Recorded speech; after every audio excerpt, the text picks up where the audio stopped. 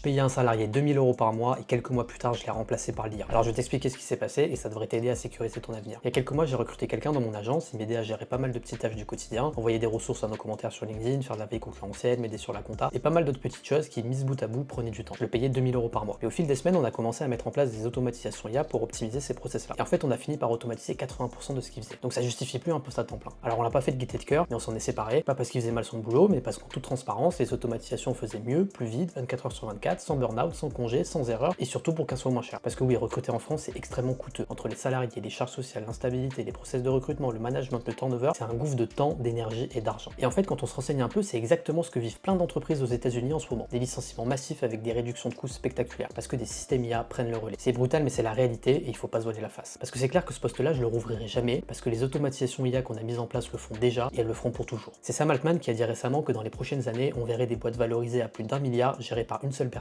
et des IA. Et franchement, je le crois. La seule question qui reste, c'est qu'est-ce que t'aurais fait à ma place dans cette situation?